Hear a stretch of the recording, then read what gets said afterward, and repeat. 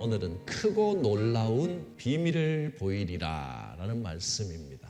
33장 1절부터 3절까지 말씀 본문을 읽겠습니다.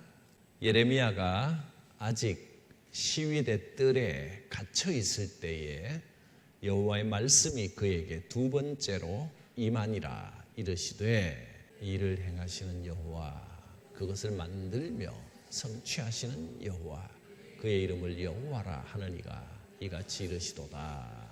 너는 내게 부르짖으라. 내가 내게 응답하겠고 내가 알지 못하는 크고 은밀한 일을 내게 보이리라. 우선 1절에 보니까 예레미야가 아직 시위대 뜰에 갇혀 있을 때에 시위대 뜰 안에서 두 번째 말씀이 임합니다. 시위대에 언제 갇혔습니까? 바로 앞장 32절에 시위대 뜰에 갇힙니다. 32장 보면 유다의 시드기야 왕 10째 해에 느부갓네살 8째 해에 여호와의 말씀이 예레미야에게 임하니라. 그때에 바벨론 군대는 예루살렘을 에워싸고 선지자 예레미야는 유다의 왕의 궁중에 있는 시위대 뜰에 갇혔으니, 32장이 시위대 뜰에 갇혔을 때 받은 첫 번째 말씀이고, 오늘 33장은 시위대 뜰에서 두 번째 말씀입니다. 그런데 이제 지난 시간의 흐름을 조금 보기 위해서 앞으로 잠깐만 넘어가서 성경 몇 군데만 같이 읽고 지나가겠습니다. 28장 10절. 선지자 누구요? 하나냐가 예레미야의 몽에서 멍에를 빼앗아 끊고, 예레미야가 지금 멍에를 매는 예언을 하고 있는데 하나냐가 뭐 하는 짓이냐? 멍에를 걸고 예언하는 예레미야의 멍에를 뺏어서, 예레미야가 지금 멍에를 걸고 너희가 이렇게 우리나라가 멍에를 짊어져야 된다 그랬더니 하나냐가 오더니 뭐 하는 짓이냐? 멍에를 뺏어가지고 꺾어버리고 뭐라고 이야기하느냐면, 여러분 백성들이여 걱정하지 마십시오. 지금 바벨론이 우리를 이렇게 괴롭히지만 2년 안에 다 해결됩니다. 바벨론은 물러갑니다. 이렇게 말합니다. 듣기 좋죠? 그 다음 이어서 하나냐의 예언 뭐라고 말하는지 한번 보죠. 모든 백성 앞에서 하나냐가 말하여 이르되 여호와께서 이와 같이 말씀하시니라. 내가 2년 안에 모든 민족의 목에서 바벨론의 왕 느부갓네살의 멍에를 이와 같이 꺾어버리리라 하셨느니라. 듣기 좋습니다. 지금 저 강대국 바벨론의 느부갓네살이 우리를 괴롭히지만 여러분 2년 안에 해결됩니다. 듣고 싶어하는 말을 하는 겁니다. 우리도 하나님의 말씀이 우리가 듣고 싶어하는 대로 임하면 얼마나 좋겠습니까? 그런데 문제는 하나냐는 하나님의 말씀에 충실한 게 아니라 백성이 듣고 싶어하는 말을 들려주는 겁니다. 여러분은 어떤 말이 듣고 싶으십니까? 여러분 일마다 하는 것마다 잘 될 겁니다. 듣기 좋죠? 사업 2년 안에 성공합니다. 2년 안에 여러분 11조 1등합니다. 듣기는 좋습니다만은 어떻게 보면 하나님께서 복을 주셔서 좋은 일만 생기면 좋을 것 같지만, 그렇게 좋은 일만 바라고 좋은 소리만 듣는 것은 자칫하면 거짓 예언을 듣게 된다는 겁니다. 하나냐는 거짓 예언자였습니다. 그런데 반면에 예레미야는 듣기 참 괴로운 예언을 자꾸 합니다. 우리 망한다. 우리가 죄를 지었기 때문에 반드시 대가를 치른다. 환난이 온다. 대비하라. 그리고 끝까지 저항하지 말고 하나님이 주시는 고난이다. 그냥 받아들여라. 항복해야 된다. 우리나라는 지금 가망이 없다. 일단 망해야 된다. 할 수 없다. 이게 얼마나 듣기 싫습니까? 망한다 하고 있으니. 그래서 예레미야의 별명이 눈물의 예언자입니다. 괴로운 예언을 하는 겁니다. 방금 찬양하신 것처럼 이 가사가 예레미야서의 주제입니다. 주어진 내 삶의 상황 속에서 주의 뜻을 알게 하소서. 그냥 이 상황을 바꿔주십시오. 무조건 잘 됩니다. 내가 기도하면 해결된다. 이렇게 상황에 계속해서 저항하는 것보다는 이왕 벌어진 일이고 이 고난을 피해갈 수 없는 고난이 닥쳤다면 이 고난 속에 내가 먼저 주의 뜻을 깨달아 알게 하소서. 고난 속에서 하나님의 뜻을 먼저 깨달으면 하나님께서는 영원히 고난이 지속되게 하지 않으십니다. 때가 되면 그 백성을 건져 주십니다. 이렇게 거짓 선지자와 하나님의 참 말씀을 전하는 예레미야와의 계속되는 논쟁이 이어졌는데 누가 참 선지자인지 겉으로 봐서는 구별하기 어렵습니다. 여러분, 누가 어떤 예언을 전하는 사람이 참 선지자겠습니까? 그거를 제에는 답은 없습니다. 하나님께 충실한 사람만이 참 선지자입니다. 영적으로 하나님께 민감하게 깨어 있어야 된다. 29장 10절을 한번 보겠습니다. 예레미야의 예언은 이겁니다. 여호와께서 이와 같이 말씀하신다. 바벨론에서 70년이 차야 된다. 적지 않은 세월입니다. 엄청 긴 세월인데 한 세대가 완전히 지나가는 그 세월이 지나야 하나님께서 너희를 이곳에 돌아오게 하신다. 이 고난은 피해갈 수 없다. 그러나 하나님께서 원하시는 것은 우리의 재앙이 아니다. 그 다음 절 11절 여호와의 말씀이니라. 너희를 향한 나의 생각을 내가 아나니 평안이요 재앙이 아니니라. 너희에게 미래와 희망을 주는 것이니라. 하나님의 뜻을 발견하고 하나님의 뜻을 깨달아야 진정한 소망이 생긴다는 겁니다. 70년이 차야 됩니다. 2년 안에 해결된다고 말하는 선지자는 가짜입니다. 자, 30장으로 넘어가면 30장부터 오늘 읽은 33장까지 회복된다. 때가 차면 회복된다라는 회복 예언이 계속됩니다. 제가 빨리빨리 짚을 테니까 잘 따라오시기 바랍니다. 우선 30장 3절 여호와의 말씀이니라. 보라 내가 내 백성 이스라엘과 유다의 포로를 돌아가게 할 날이 오리니 내가 그들을 그 조상들에게 준 땅으로 돌아오게 할 것이니 그들이 그 땅을 차지하리라. 여호와께서 말씀하시니라. 여호와의 말씀입니다. 또 넘어가서 11절 여호와의 말씀이라. 내가 너와 함께해서 너를 구원할 것이다. 너를 흩었던 그 모든 이방을 내가 멸망시키리라. 너만은 멸망시키지 아니할 것이다. 그리고 24절 30장 24절 중요한 말입니다. 여호와의 진노는 그의 마음에 뜻한 바를 행하여 이루기까지는 돌이키지 아니하시나니 너희가 끝날에 그것을 깨달으리라. 하나님께서 진노하시는 것, 화를 내시는 건 백성들이 워낙 어긋난 길로 가기 때문인데 백성들이 회개하고 돌아오지 않으면 그 진노는 반드시 임합니다. 겪어봐야 깨닫는 백성들입니다. 끝날에는 이 고난을 당한 후에는 너희가 그것을 깨달으리라. 또 31장 제목만 보고 가겠습니다. 이스라엘을 다시 세우고 지키시리라. 다 회복의 말씀이죠. 30장부터는 때가 차면 회복된다 이 말씀입니다. 그래서 이 31장에는 기분 좋은 말씀들이 많이 있습니다. 7절 하나만 더 읽어보고 가겠습니다. 여호와께서 이와 같이 말씀하시느니라. 너희는 여러 민족 앞에 서서 야곱을 위하여 기뻐 외치라. 너희는 전파하며 찬양하며 말하라. 여호와여 주의 백성 이스라엘 남은 자를 구원하소서 하라. 회복과 구원의 역사. 그 다음에 12절 그들이 와서 시온의 높은 곳에서 찬송하며 여호와의 복 곧 곡식과 새 포도주와 기름과 어린 양의 때와 소의 때를 얻고 크게 기뻐하리라. 그 심령은 물된 동산 같겠고, 여기도 물된 동산 나왔습니다. 다시는 근심이 없으리로다 할지니라. 그런 말이 계속됩니다. 13절 뒷부분에 보면 즐거워하리니 위로하고 기쁨을 얻게 할 것이라. 14절 내 백성을 만족하게 하리라. 또 16절 돌아오리라. 여호와의 말씀이라. 18절 그리하시면 내가 돌아오겠나이다.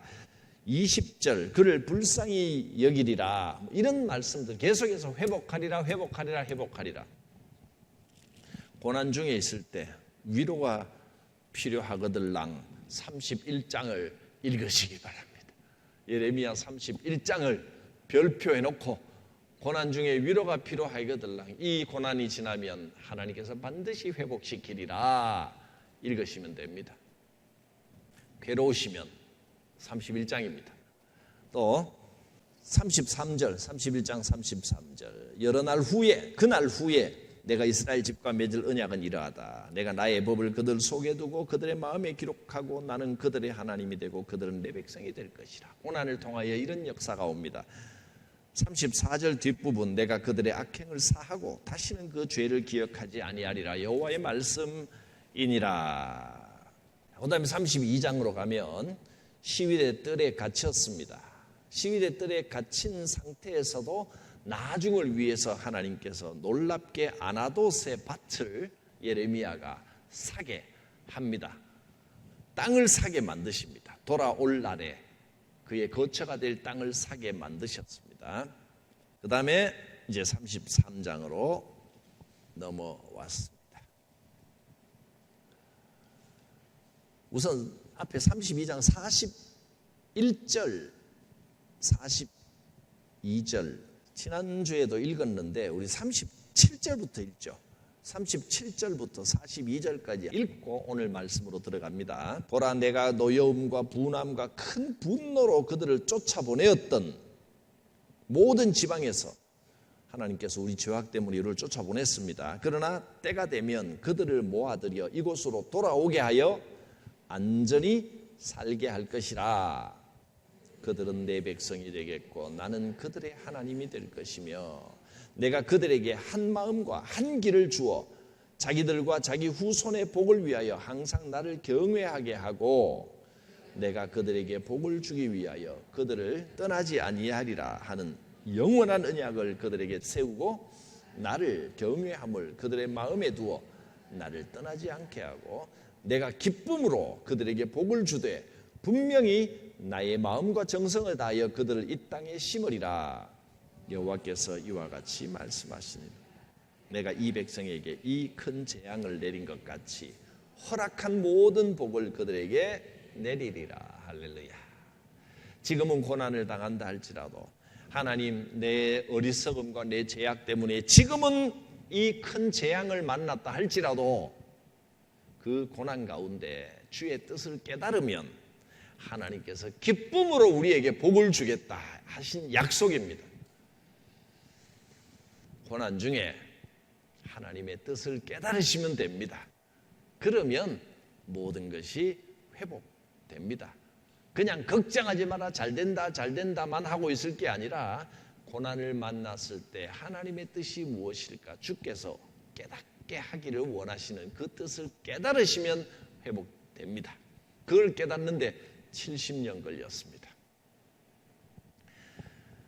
33장 예레미야가 여전히 시위대 뜰에 갇혀 있는데 또 하나님의 말씀이 임하시는데 역시 약속의 말씀인데 가슴 찌는 약속을 주십니다. 자, 자료에 33장 1절에서 26절까지를 핵심 주제를 나타내도록 제가 그냥 말씀을 모아놨습니다. 한마디로 회복의 약속입니다. 그대로 읽겠습니다. 이를 행하시는 여호와, 그것을 만들며 성취하시는 여호와, 그의 이름을 여호와라 하느니가 이와 같이 이르시도다. 너는 내게 부르짖으라.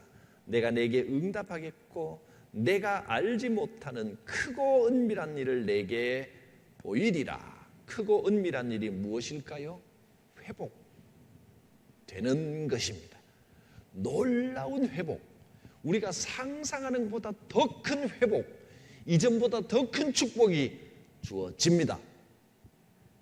아멘 하시는 분에게 그대로 될지어다.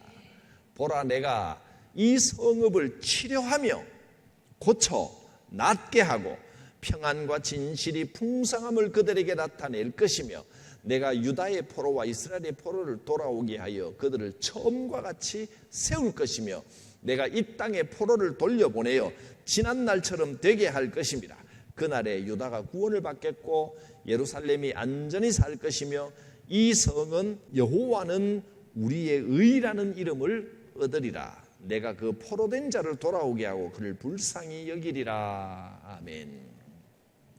이 성 이름을 여호와는 우리의 의, 이 말을 직역하면 주님은 우리의 구원이시다. 사람들이 그렇게 노래하게 될 것이다, 이 말입니다. 여러분, 지금은 고난당하는 것 같지만 고난 중에 하나님께서 원하시는 건 이 어려움을 통하여 이걸 깨닫게 하시는구나. 그거 딱 깨달으면 이 회복의 약속이 이루어질 줄 믿습니다. 이 고난 중에 주님의 뜻을 깨달으면 이 회복의 역사가 일어나고 여러분이 바로 그 주인공이 될 줄 믿습니다. 할렐루야.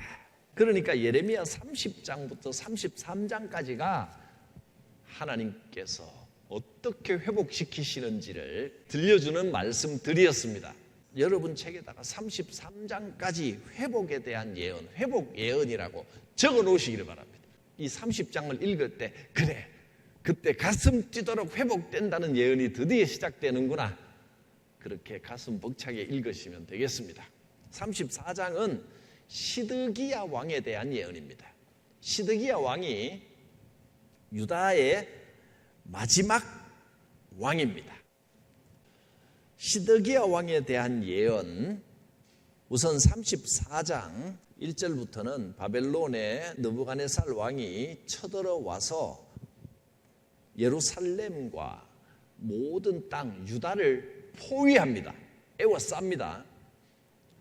그래서 하나님께서 예레미야를 통해 시드기야에게 이렇게 예언합니다.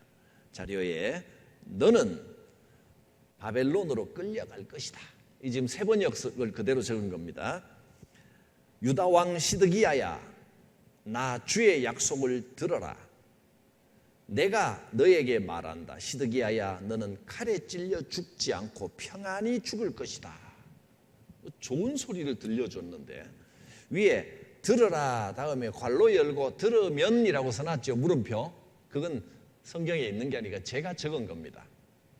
이상하다. 제가 아는 바로는 시드기야가 굉장히 비참해지거든요.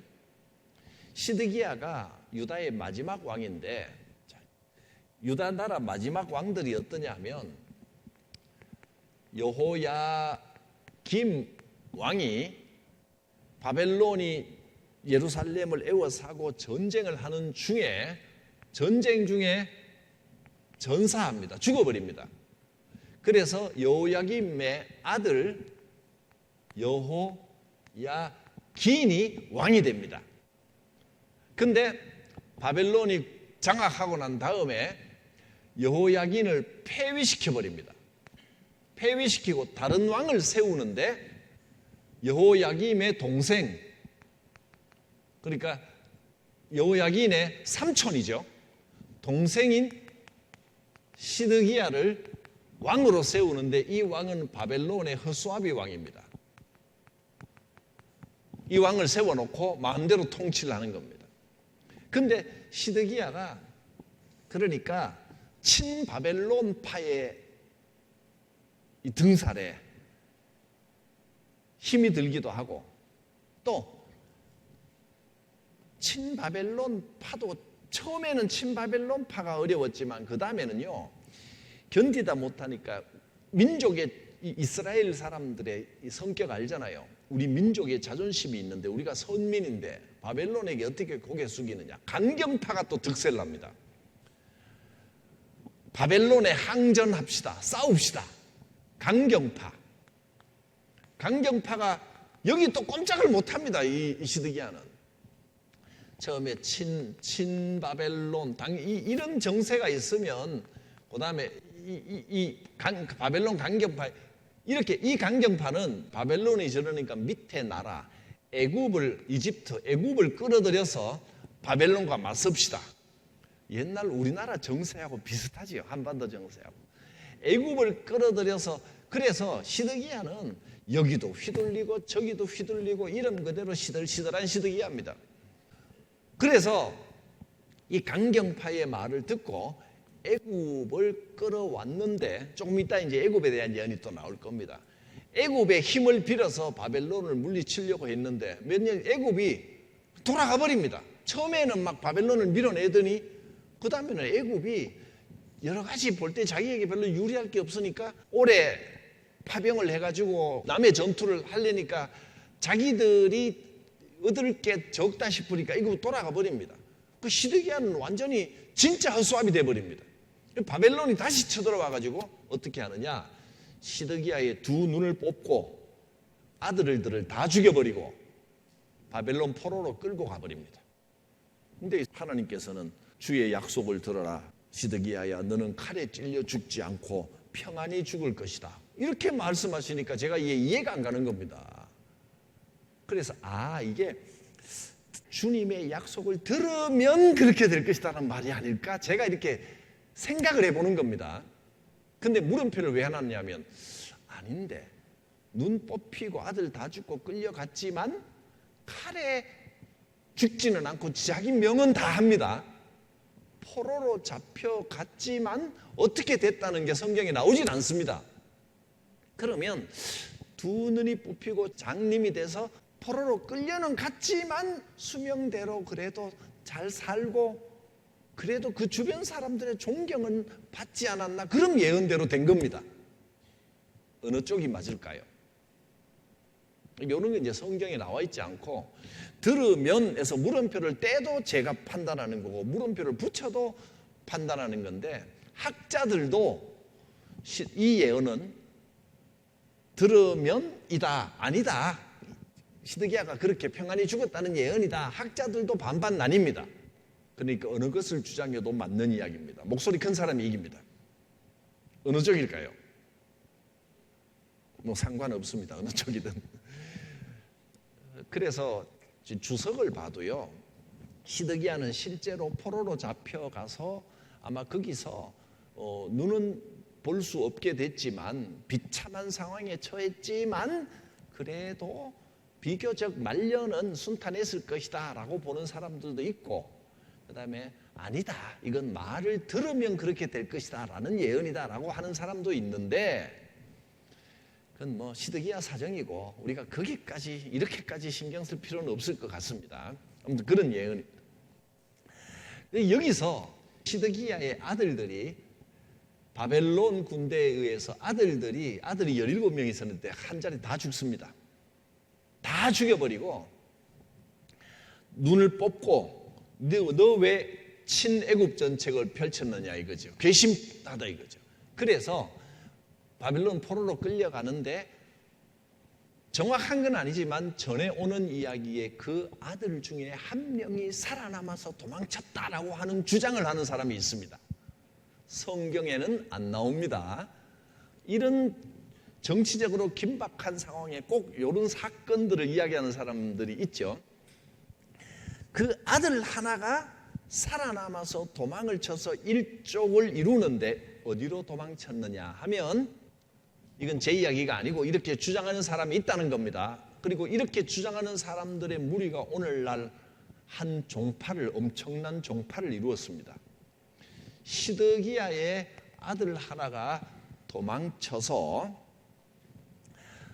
어디로 가느냐 하면 아메리카로 갑니다.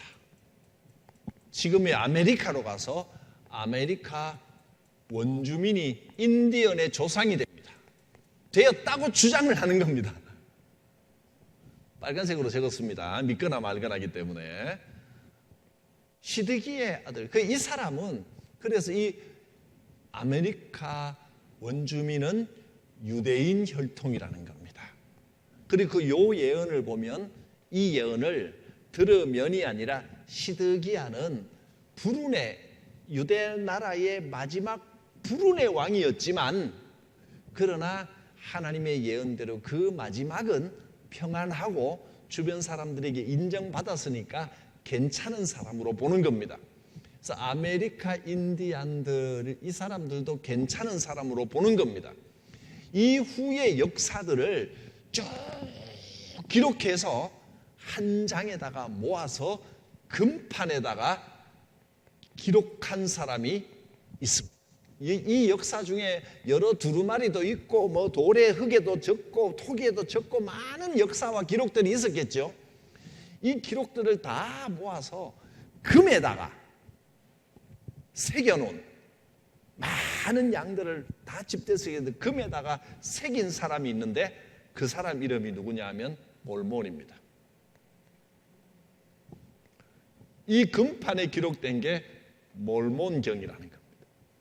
그래서 이 사람은 시드기야의 이 몰몬교는 시드기야의 영적인 정통성을 주장하는 겁니다. 일반적으로 몰몬교라고 부르는데 정식 명칭은 예수 그리스도 후기 성도교회입니다. 옛날에는 마릴 성도 예수 그리스도 교회 이렇게 아직도 기억하는 사람은 연식이 조금 오래되신 분이고, 지금은 예수 그리스도, 자기들이 이렇게 부릅니다. 예수 그리스도 후기 성도라고 교회 이렇게 부르는데, 이 몰몬경에 보면, 그러니까 이 사람들은 이제 몰몬경을 썼는데 몰몬의 아들 모로나인가 뭐 하는 사람이 그 금판을 숨겨서 묻었는데 1830년 경에 조셉 스미스라는 사람이 땅에서 이 몰몬경을 발견을 한 겁니다. 그래서 몰몬교를 창시했는데 미국에서는 이 몰몬교가 굉장히 많은 반향을 일으킵니다. 왜? 자기들의 조상의 근거를 찾아주니까. 그래서 이 조셉 스미스는 처음에는 몰몬경과 몇 개의 경전을 자기가 쓰고 기록한 그걸 가지고 뭐 진리의 빛이 뭔가 한 몇 건이 있어요. 그런데 그 주장대로 이 사람은 일부 다처제를 권장했습니다. 그래서 이 사람 부인이 50명입니다. 교주가 돼서. 저는 뭐라고 믿느냐면 이게 이제 지금 요 아들부터 시작되는 요 빨간색 이야기가 조셉 스미스의 주장입니다. 자기 주장입니다. 근데 제가 생각하기에는 이 몰몬경을 발견한 데서부터 이제 거슬러 올라가는 거거든요. 여기 몰몬경의 내용에 보면 여기서부터 이제 시드기야의 아들이 한 족속을 이루어서 아메리카 원주민을 이루고 그 후손들이 왔고 이렇게 내려가는데, 제가 볼 때는 여기부터 전부 이 사람의 창작일 가능성이 상당히 높다. 자기가 상상력을 동원해서 써놓고 금판에 뭘 찾았니 어쩌니, 이 금판은 어딨냐? 금판도 없어요. 그냥 그 The Book of Mormon, 몰몬의 책, 그래서 뚝한 책이 나와 있습니다. 그래서 여기 선교사들이, 여기 사람들은 우리나라 사람들 군대 가듯이 젊은 나이 20대 초중반이 되면 의무적으로 외국에 가서 선교 활동을 해야만 돼요. 그리고 그 미국 유타주를 완전히 장악을 했죠. 그래서 지금은 별로 좀 덜 보이는데 전에는 굉장히 많았습니다. 이 선교사들이 한국으로 많이 왔습니다. 못 사는 나라 가야 전도가 잘 되니까. 우리나라는 지금 애지간히 잘 살기 때문에 전도가 잘 안 돼요.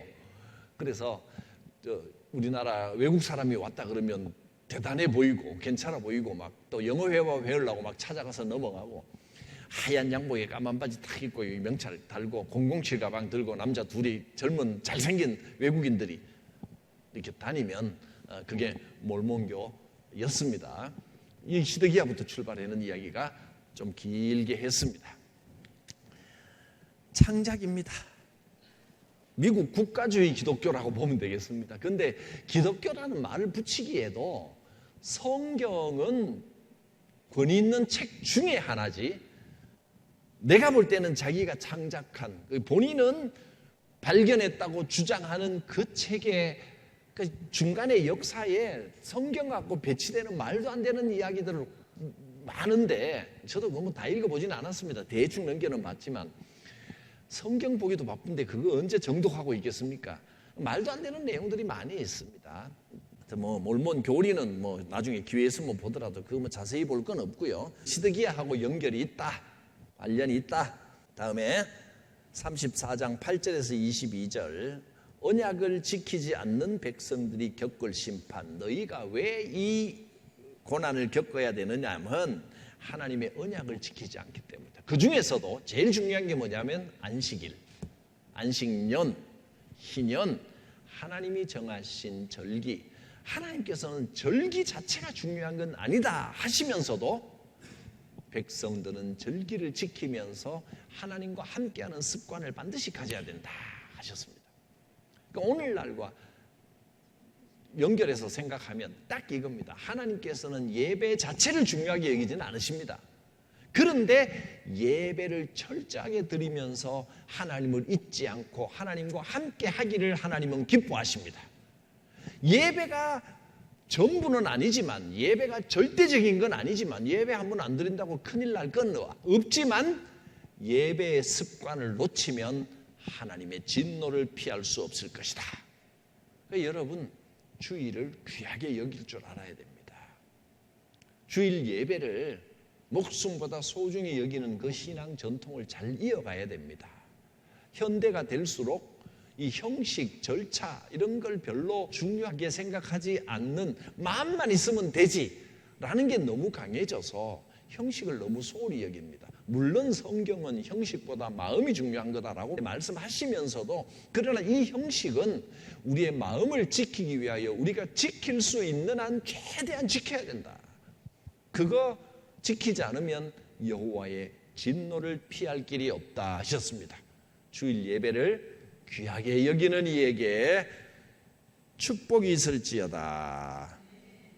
바로 밑에 적어놓은 글들을 보겠습니다. 너희 형제 히브리 사람이 내게 팔려왔거든 너희는 7년 되는 해에 그를 놓아줄 것이니라. 안식년을 지키라는 이야기입니다.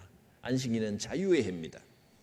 그런데 이스라엘 백성들은 그 밑에 줄 뒷부분, 너희 선조가 내게 순종하지 아니하며 귀를 기울이지도 아니하였느니라. 그래서 맨 마지막 줄, 처참한 황무지가 되게 하리라. 안식년, 안식일, 희년, 이렇게 하나님을 기억하는 절기들입니다. 우리의 주일은 예수 그리스도의 은혜와 하나님의 살아계심을 기억하고 찬양하는 우리 생활 습관입니다. 주일 대예배를 귀하게 여기시기를 바랍니다. 3번으로 넘어갑니다. 레갑 사람들. 35장에 레갑이 나오는데 예레미야에게 이렇게 말씀하십니다. 레갑 사람들 찾아가서 포도주를 마시라 해라. 그랬더니 레갑 사람들이 뭐라고 하느냐면 8절 9절 말씀, 우리는, 레갑 사람들의 말입니다, 우리는 하나님의 모든 말씀에 순종해서 우리 아내나 아들이나 누구든지 간에 일생 동안 포도주를 마시지 않았습니다. 그러니까 알코올은 입에도 안 대기로 우리는 서약을 한 사람들입니다. 그래서 그렇게 지냈습니다. 우리는 사유재산도 가지지 않고 이건 내 거다라고 주장하는 것도 없이 포도원이나 농토나 곡식의 씨도 소유하지 않았습니다. 레갑 사람들은 이런 전통을 지켜왔던 겁니다. 욕심 없이 포도주를 마시지 않고 취하지 않는 전통을 순수하게 지켜온 사람들입니다. 그래서 하나님께서 뭐라고 하시냐면 18절 19절, 나 만군의 주 이스라엘의 하나님이 말한다. 너희는 조상 요나답의 명령에 순종하고 그 모든 교훈을 엄수하고 그가 너희에게 명령한 모든 것을 그대로 실천하였다. 그러므로 나 만군의 주 이스라엘의 하나님이 말한다. 레갑의 아들 요나답의 자손 가운데서 나를 섬길 사람이 영원히 끊어지지 않을 것이다. 뭐 술을 마시면 되니 안 되니 뭐 요즘의 문화가 어떠니 이런 것 따지기 필요 없이 순수하게 자기 신앙과 전통을 지킨 사람을 하나님께서 영원히 일꾼으로 삼으시겠다는 약속을 하셨습니다. 하나님이 쓰십니다. 레갑 사람들은 하나님이 쓰시는 대명사가 되었습니다. 레갑의 축복이 여러분의 자녀들에게 함께 하시길 바랍니다. 4번, 바룩이라는 사람이 나옵니다. 이제 36장으로 지금 한 장씩 계속 넘어가고 있습니다. 36장에는 요야김 4년 차에 일어난 일인데 바룩이 성전에서 예레미야의 말씀을 기록한 두루마리를 낭독을 합니다. 바룩이 누구냐면 예레미야의 예언의 기록자입니다. 예레미야 예언을 기록했고 또 예레미야의 친구고 친구일 뿐만 아니라 동지고 동역자고 그렇습니다. 바룩이 성전에서 백성들에게 두루마리를 낭독하는 내용이 36장 1절부터 10절까지에 나옵니다. 자료에 있는 말씀만 읽어보겠습니다. 바룩을 불렀다. 바룩을 불러서, 바룩은 예레미야가 불러주는 대로 주께서 하신 모든 말씀을 두루마리에 기록하였다. 바룩은 예레미야의 석입니다. 동역자고 친구입니다. 45장의 바룩에 대한 내용이 나오길래 제가 그 뒤에다가 적었습니다. 이 바룩이 어떤 관계냐 하면, 요시야의 아들 여호야김이 유다 왕이 되어 다스린 지 4년째가 되던 해에 예언자 예레미야는 네리야의 아들 바룩에게 주께서 하신 말씀을 불러주며 책에 받아 쓰게 하였다. 바룩이 예레미야의 서기가 맞죠? 받아 적는데 그때의 예언자 예레미야가 바룩에게 이렇게 말합니다. 바룩아, 너를 향한 하나님의 예언을 내가 들려주마. 주 이스라엘의 하나님께서 그대 바룩에게 전하라고 하시면서 나에게 이런 말씀을 하셨소. 이제 내가 모든 사람에게 재앙을 내릴 텐데 너만은 내가 보호해 주겠고 내가 어디로 가든지 너의 목숨만은 내가 건져 주겠다. 나 주의 말이다. 여호와께서 이렇게 예언을 하셨소. 하나님의 예언도 있지만 예레미야가 바룩을 얼마나 소중하게 여기는지 그 마음도 여기 잘 나타나 있어서 뒤에 나오는 45장의 말씀을 제가 땡겨와서 하나 적었습니다. 그래서 이 바룩이 백성들 앞에 두루마리를 낭독하고, 그 다음에 고관들이 뭐라고? 그런 예언을 낭독했다고 데리고 와라. 우리 앞에서도 한번 낭독해봐라. 그래서 고관들 앞에서 두루마리를 또 낭독합니다. 36장 11절. 그리고 그랬더니 고관들이 듣고 임금에게 찾아가서, 여호야김 임금이요, 이 앞에 이야기입니다. 이 임금, 여호야김 4년째. 임금님, 바룩이라는 사람이 두루마리에 예레미야의 이런 예언을 적었는데 이런 예언을 했습니다. 예레미야 예언이 뻔하죠. 뭐 나라가 망한다, 항복해야 된다, 이런 내용이니까 여호야김 왕이 화가 나서 읽으면서 두루마리 다 읽은 거 넌 계속 읽고 있어. 뭐 이따위 글이 다 있어 하면서 계속 불에 태워버립니다. 다 태워버립니다. 여호야김이 두루마리를 태워버리고 바룩과 예레미야를 잡아와라. 체포를 명령합니다. 그러자 예레미야가 다 뺏겨버렸으니까 지금처럼 뭐 여러 권 인쇄물로 찍은 게 아니기 때문에 다시 또 바룩에게 기록을 하게 합니다. 5번, 느부갓네살이 시드기야를 허수아비 왕으로 세웠다. 아까 이야기한 이 애굽과의 관계, 허수아비 왕, 이 내용 37장 1절부터는 애굽 군대가 출동합니다. 시드기야가 애굽의 도움을 얻어서 바벨론을 밀어내고 싶은 겁니다. 애굽 군대가 출동하였으나 바벨론 군대는 다시 돌아올 것이다.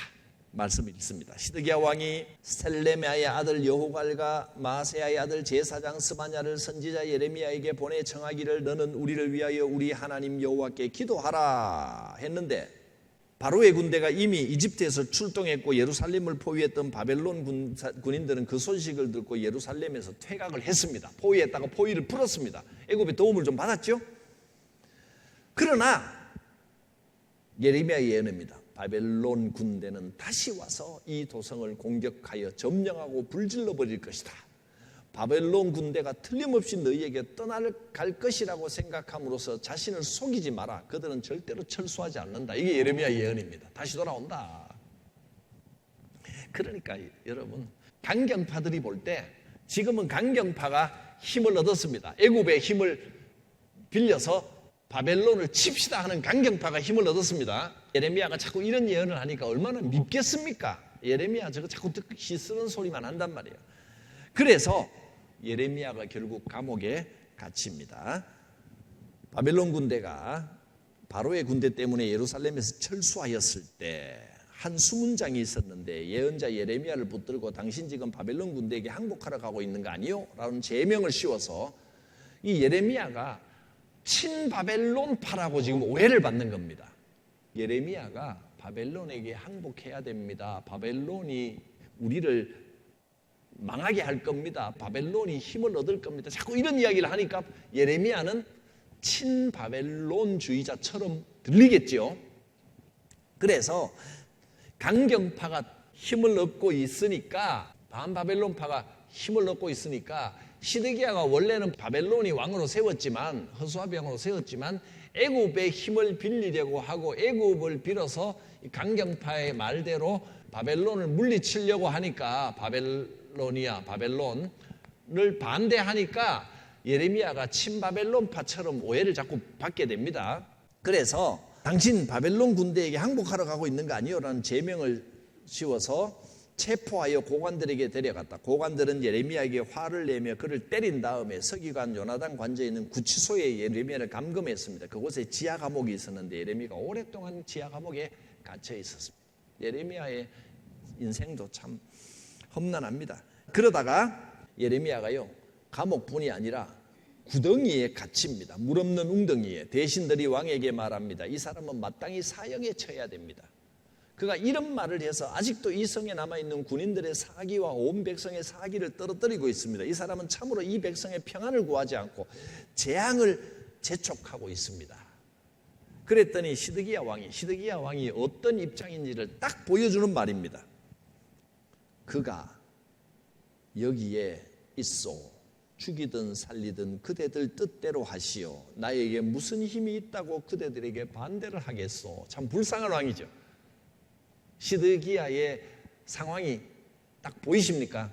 시드기야가 이렇게 말합니다. 또 우리나라가 바람 앞에 등불이 나라가 망국 직전에 있을 때 고종의 입장하고 비슷합니다. 내게 무슨 힘이 있다고 그들에게 반대를 하겠소. 죽이든 살리든 그대들 뜻대로 하시오 합니다. 그래서 그 고관들이 예레미야를 붙잡아서 왕자 말기야의 집에 있는 물 웅덩이에 집어넣었습니다. 그 웅덩이 속에는 물은 없고 진흙만 있어서 예레미야는 진흙 속에 빠져 있었습니다. 곧 죽을 뻔했는데 거기 빠져서 굶어 죽게 생겼습니다. 아무도 안 건져줍니다. 그때 왕의 황관 이디오피아 사람, 개역 성경에는 구스라고 되어 있습니다. 거기가 이디오피아입니다.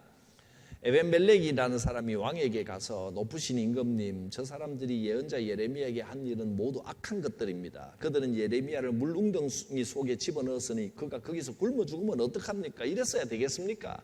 이거 너무한 거 아닙니까? 어떻게 선지자를, 하나님의 말씀을 예언하는 종교인을 저기다가 집어넣습니까? 저렇게 죽입니까? 그때 왕이 다음과 같이 명령합니다. 너는 여기 있는 군인들 가운데 30명 데리고 가서 예레미야가 죽기 전에 어서 그를 물웅덩이 속에서 끌어올려라. 이렇게 보면 또 시드기야가 힘은 없지만 선한 왕 같기도 하지요.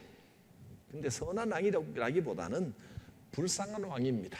힘없는 왕이고 이 유다가 망하는 날 마지막 왕 시드기야입니다. 불쌍한 임금입니다. 마지막 38장 14절에서 28절 시드기야가 예레미야에게 충고를 구합니다. 얼마나 불안하면 또 예레미야 불러서 이 말에 귀 기울였다가 저 말에 귀 기울였다가 이랬다가 저랬다가 시드기야 왕이 예레미야에게 말하기를 내가 내게 한 가지 일을 물으리니 한마디도 내게 숨기지 말라. 솔직하게 좀 말해다오. 그랬더니 예레미야의 예언은 이겁니다. 여호와의 목소리에 순종하소서. 그러면 왕이 복을 받아 생명을 보전하시리이다. 그러나 만일 항복을 거절하시면 여호와께서 내게 보이신 말씀대로 되리이다. 시드기야가 예레미야에게 이르되 너는 이 말을 아무한테도 말하지 마라. 누가 또 시드기야가 예레미야에게 묻고 예레미야 말을 들었다고 할까봐 모함할까봐 왕도 지금 불안불안한 불쌍한 처지에 있는 겁니다. 이렇게 해서 예레미야는 예루살렘이 함락할 되는 그날까지 근위대 뜰 안에 계속해서 머물러 있게 되었다. 이게 하다 보니 시드기야가 주인공처럼 보입니다. 오늘 제목은 이렇게 잡을 걸 그랬습니다. 비운의 왕 시드기야. 시들 시드기야. 참 불쌍한 왕입니다. 이런 내용을 살펴보았습니다.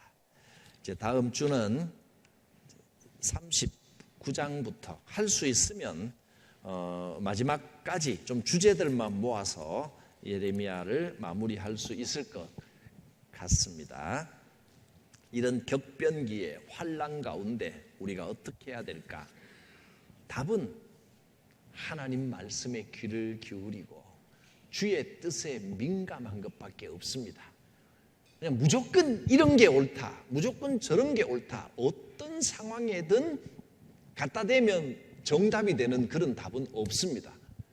어떨 때는 항복하라는 말이 거짓 선지자처럼 들리기도 하고, 어떨 때는 2년 안에 회복된다 하고 자신 있게 외치는 선지자의 말이 거짓 선지자이기도 하고, 무조건 이런 거는 거짓이다, 이게 딱 나타나 있으면 얼마나 쉽겠습니까? 그런 건 없습니다. 우리는 고난 중에 항상 하나님께 깨어 민감해야 됩니다. 말씀에 민감한 수밖에 없습니다. 기도하겠습니다. 거룩하신 하나님, 오늘 우리에게 회복의 약속을 주시고 고난 가운데 하나님의 뜻을 찾으라고 하셨사오니, 오늘 우리의 삶에 주시는 이 고난, 이 환난, 이 시험 가운데서도 실망하고 있지 말게 하시고, 주저앉아 울고 있지 말게 하시고, 또 근거 없는 희망에 젖어 있게 하지 마시고, 고난 중에 하나님의 뜻을 발견하며 회복의 역사를 맞이하는 인생 되게 하여 주시옵소서.